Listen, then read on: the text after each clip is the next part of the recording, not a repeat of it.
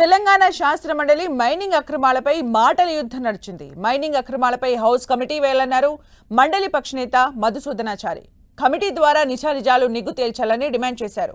అయితే మధుసూదనాచారి వ్యాఖ్యలకు మంత్రి శ్రీధర్బాబు కౌంటర్ ఇచ్చారు. రాజకీయ లబ్ధి కోసమే బీఆర్ఎస్ నేతలు ఆందోళనలు చేస్తున్నారని మండిపడ్డారు.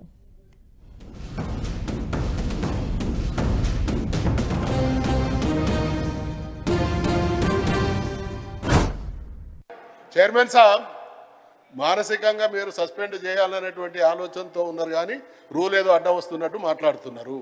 నేను రూల్ సాంప్రదాయం లేదన్నారు, సాంప్రదాయం లేదన్నారు. మేము కోరేది ప్రజల పక్షాన సభా సంఘం వేయడం అనేది గతంలో ఆనవాయితీలు ఉన్నాయి, ఎంక్వైరీలు జరిగినాయి.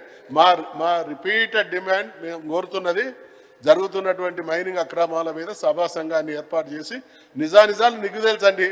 ప్రభుత్వానికి మేము ఏ తప్పు చేయాలనేటువంటి ఆత్మవిశ్వాసం ఉంటే వేయచ్చు కదా.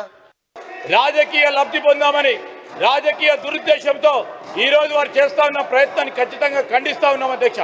ఖచ్చితంగా కూడా ఇలాంటి వైఖరిని ఖచ్చితంగా యావత్ మరి మొత్తం పెద్దల సభకు సంబంధించిన గౌరవ శాసన మండలి సభ్యులు అందరు ముక్త కంఠంతో ఖండించాల్సిన అవసరం ఉంటుంది.